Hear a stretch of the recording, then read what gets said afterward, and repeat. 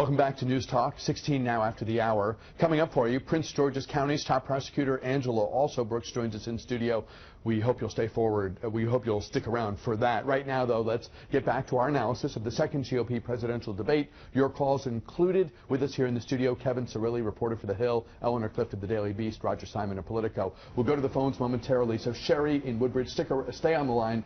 Stay close to the phone. We're going to go to you in just a couple of seconds. And if others of you would like to grab an open line and join the conversation, particularly interested in what you didn't hear last night that you would have liked to, issue-wise, but also if there are candidates or comments from the debate you want to comment on here, happy to have you aboard at 703-387-1020. In looking back at my notes from last night, and let's focus for a moment on some of the candidates that we haven't talked about yet. Ted Cruz, I thought it was noteworthy when he referred to Planned Parenthood as an ongoing criminal enterprise. I thought Chris Christie spoke with passion, and he invoked humor. At one point, he referred to having to work in Trenton with a crazy liberal legislature. Scott Walker had the obviously prepared line of how we don't need another apprentice in the White House. That would have been great if he could have delivered it in a way that seemed more spontaneous. John Kasich, I thought, scored some points, but when he said, in terms of in the context of the Iran deal, he was pressed by Jake Tapper, what would you do if you're president of the United States right now? He said, we would talk to our allies in Europe. And I thought, okay, there goes the nomination for him, because talk, that's bad. We don't consult, we act. Allies, no, and then Europe. Good heavens. But anyway, talk about the folks we haven't talked about yet. John Kasich was one of the grown-ups on the stage, and when a lot of the bickering was going on, he said, if I were watching this, I'd turn it off. I think people could relate to that. And then he injected real-life practicality on these issues, on the Iran deal. He's not going to tear it up on the first day. And on Planned Parenthood and the notion that the Republicans would shut down the government in order to, because they want to defund Planned Parenthood. He pointed out, as governor, they have really restricted access to abortion in Ohio, but that's how you do it. You don't punish people by cutting off other services. So I thought he handled himself very well. Roger? I thought Ben Carson is going to be an interesting continuing story. He's number 2 in the polls for no apparent reason. I mean, he's a likable guy, and he's a knowledgeable guy in certain narrow areas. He certainly looked calm and, in a sense, presidential. But there's 2 things.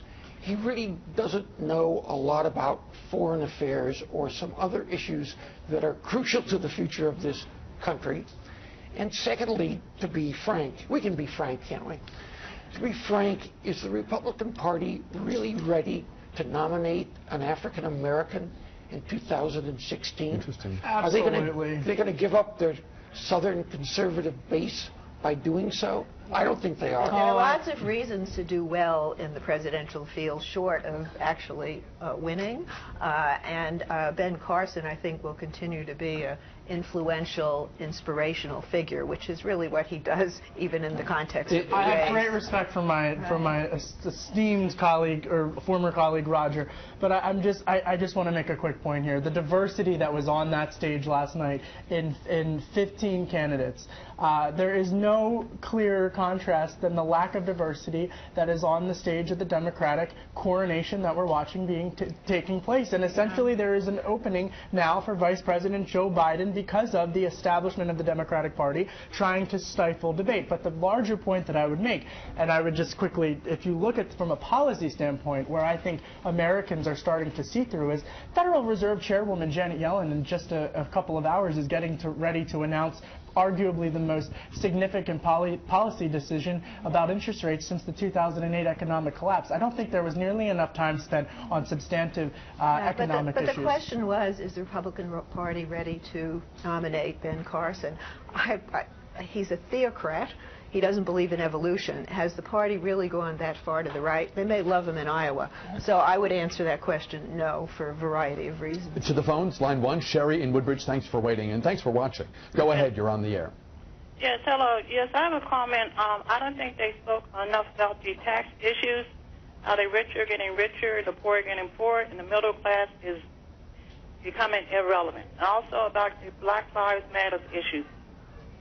Panel, thanks very much. There was a lot of discussion online, depending on where you went, of course, about the issues that weren't discussed. Income inequality, jobs, education, and some of the things that the caller touches on. Your thoughts? Yeah, I don't think there's that much difference among the candidates on most of those issues. They can argue about the Common Core, et cetera, et cetera.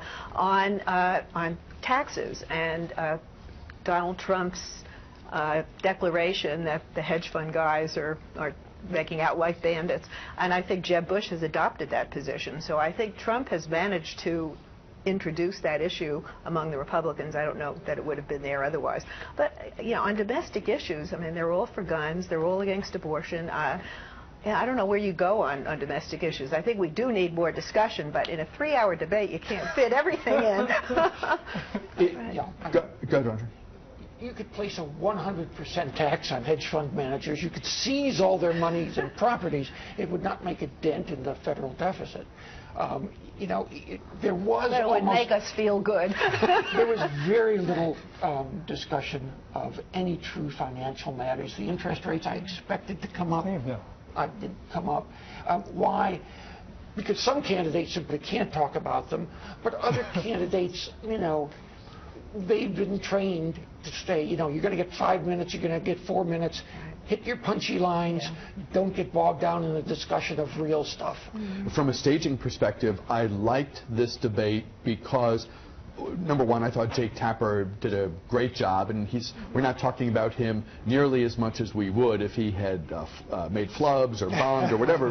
It's just the way the world works. We don't tend to reward success, although we pounce on failure. I thought Jake Tapper did an excellent job. I thought it was weird that the other two people, Dana Bash and Hugh Hewitt, were physically off to the side and in such minimal roles. I thought they would be much more involved than they were, so that was strange.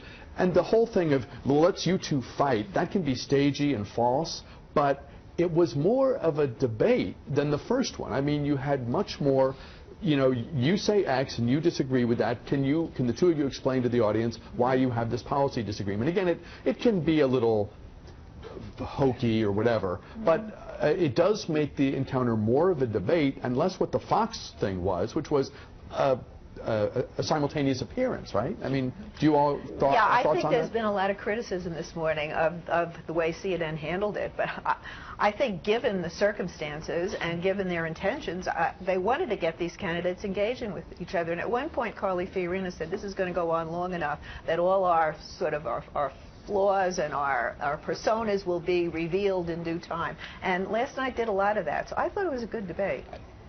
Yeah, I'm sorry, go ahead. No, I was just going to say, you know, I think, how do you, I mean, it's like a job really that no one would want. How do you moderate a 15-person or 11-person debate? And I think you're right. I think the next one there's going to be just as many candidates, and how do you navigate that? But I do think to the caller's point about sticking to the issues, about really hammering these guys on, and Carly Fiorina as well, on substantive issues like job creation. That's what people care about. And that's why when you look at the Iowa poll, more than 60% of Republicans are voting for a political outsider. And I don't think this town understands that fully yet. I don't think they've grasped it.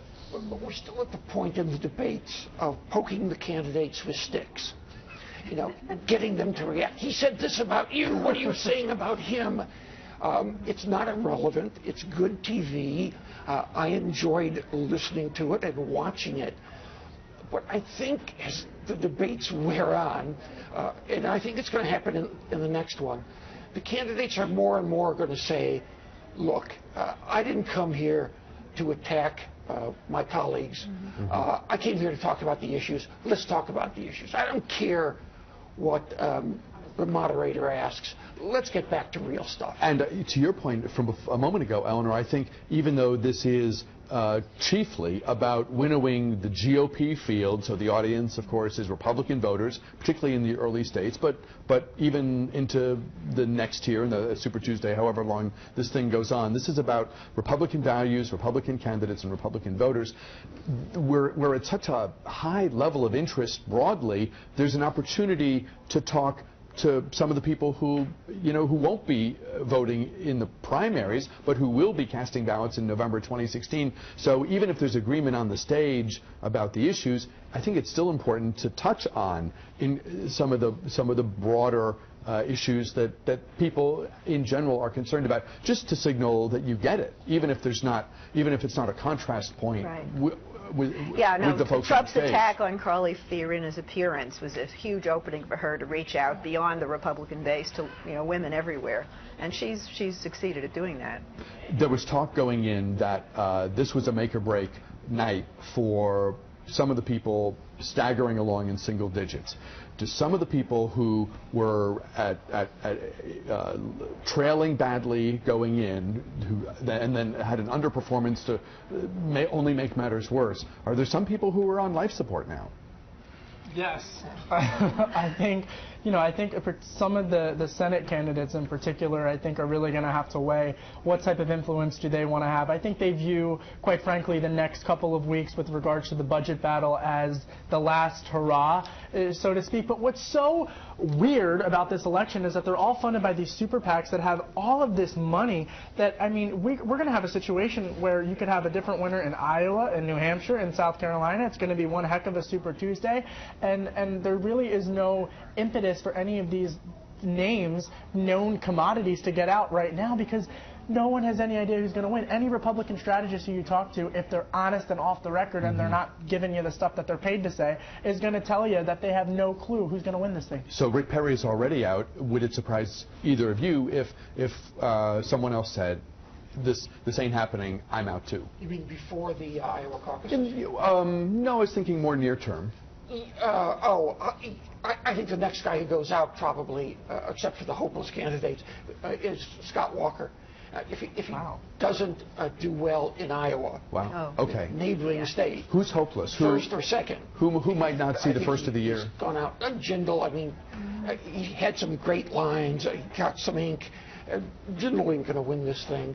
I mean, Cruz, strangely enough, even though he's very, very smart, does not seem to connect through the TV set to people, and you have to have that if you're going to be a nominee. If Rand Paul and Mike Huckabee had been in the first debate, that one would have been 6 candidates instead of 4. The second event would have been 9 instead of 11.